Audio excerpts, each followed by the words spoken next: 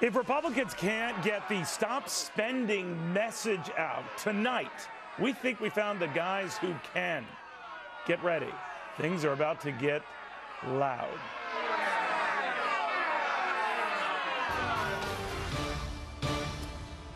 Welcome, everybody. I'm Neil Cavuto, and it is probably an understatement to say Republicans have a PR problem, increasingly viewed as the gang who can't shoot straight or come up with a clear response to a president they say is running roughshod.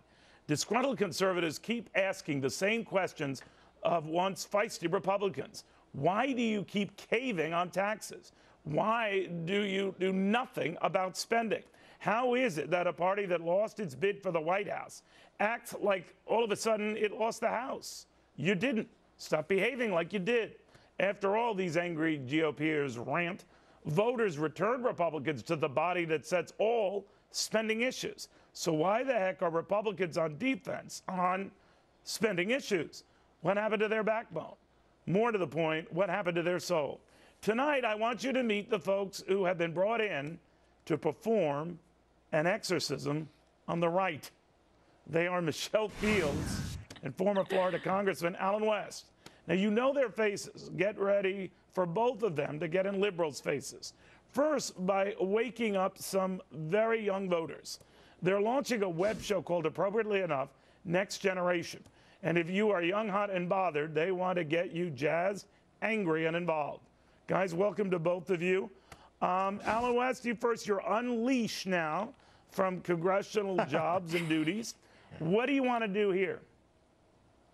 Well, Neil, it's a pleasure to be with you. And I think the most important thing, being a father of two teenage daughters, 19 and 16, is to take my experiences, take my perspectives and insights on these current issues, having been a member of Congress.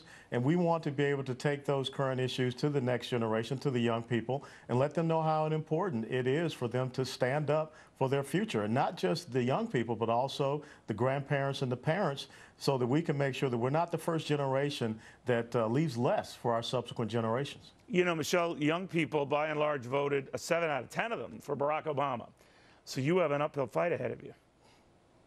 Yeah, we certainly do. But I think that this website and this new show is really going to change things. Look, if you watch the news, there's so many politicians and pundits who talk about the current events and the way that it affects older generations, older Americans, their Social Security, their Medicare. But no one really talks about how it affects... Were you pointing to Allen when you said older? Yeah, it's the gray hair. I just wanted to know if Allen did, but go ahead. Yeah. So we're going to try to explain these issues in terms of how it affects young people, because we're the ones who are going to inherit all of this debt.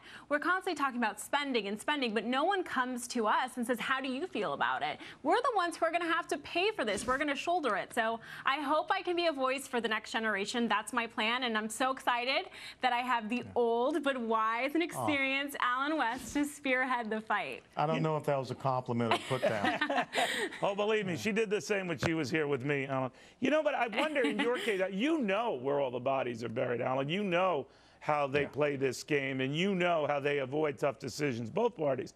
And you were very critical of both parties in the way they sort of cede their responsibilities, and you got a lot of flack for that. Some would argue you lost the campaign because of that, then you wouldn't cede your principles for that. You're to be admired, but it is a reminder how what has happened to your party since, because only 2 years after taking over Congress or taking over the House, it seems as if they've forgotten what got them there in the first place. Well, Neil, you bring up a great point, and one of the lessons that my parents taught me that I carry on to my generation, and I hopefully can instill into the next generation, my two daughters, is that a man must stand for something or else he'll fall for anything. And I think that's the frustration. So when you see someone as myself that kind of knows where the bodies are buried, has those experiences, I can team up with someone like the beautiful and talented Michelle Fields. Notice I didn't put her down. Oh, I feel bad now. You know, that way we can take that message to the young people, and we can really get them to be engaged and to understand. And, you know, taking heat, taking flack is no big deal for me. I've been in combat. I've been shot at a few times. But it's important that we make sure that this great nation and that which makes it exceptional, that which makes it great, the economic opportunities and growth and the expansion of wealth, not the demonizing of people being able to have the opportunities to do well, we got to make sure those things are passed on to the next generation. That's what we're going to talk about here. Well, you're doing it on the web that draws more young people as a proportion than any other demographic group. And Michelle, that's to be complimented. But I mean, I always think with this kind of stuff, it's treating your audience with respect, whether over the web or on cable or on broadcast. They're not idiots. It's with the same with business news. Just because you're not proficient, it doesn't mean you can't understand it. And I think it's important, whatever you guys do, you don't need any nickel and dime advice from me, but it's important to focus on the nickel and dimes and how much we're spending and where that money's coming from or not coming from. How do you intend to do that? Well, look, I think a lot of young people are outraged right now. I mean, if you look at Occupy Wall Street, how apathetic and upset people are. So that outrage is there, that apathy. But their rage is built on anger at a system that isn't doing enough for them, a government that isn't doing enough for them. So how do you counter that, look, you shouldn't be asked what the government can do for you? How do you address that?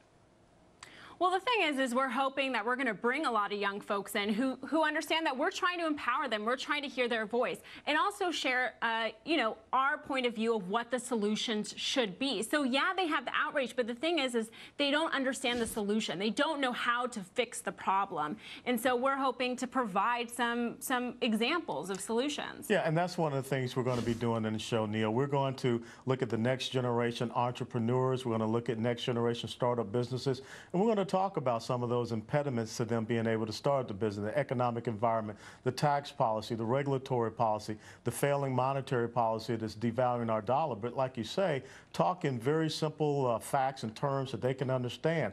And as well, we're going to feature those young men and women out there in the military that are making sure that we can have this great nation. We're going to call them the next generation guardians. So that's how we're going to reach out and touch people and get them to understand that they've got to pay attention to the policies emanating out of Washington, D.C. Guys, when I have you here, quick thoughts on some very hot-button issues right now. I'll leave this to either one. One is that Republicans should hold tight on this debt ceiling thing and risk shutting the government down if the president doesn't give on spending. Yes or no? I got to say yes on that, because if we don't start to self-discipline ourselves, if we do not start to prioritize what we're doing as far as spending. Look, Neil, once again, the letter from the OMB director, Jeffrey Zients, was sent over to the House saying that the Obama administration will miss the deadline for sending a budget over. And that deadline, which is February the 4th, is the exact same day we're going to launch the entire Next Generation Today show. So tune in on that day, because we won't miss that suspense. Now, what time are you on? We're looking at posting that video, I believe, about 3 p.m. Pacific Coast time. 3 p.m. Pacific, so that's 6 p.m. And it's nextgeneration.tv. Okay, good. As long as you're not competing with me. All right, that's because that would no, we would never compete with the great Cavuto. You probably want to run video from my show and bring in that young female cheerleader vote. But that's just an idea. Guys, seriously, Sure, I'm kidding. I wish you both great success. You're both very good, decent people. And we could do worse than to have guys like you pounding a message. Thank you. Best of luck, guys. Appreciate it very much. Best of luck. Good luck to you.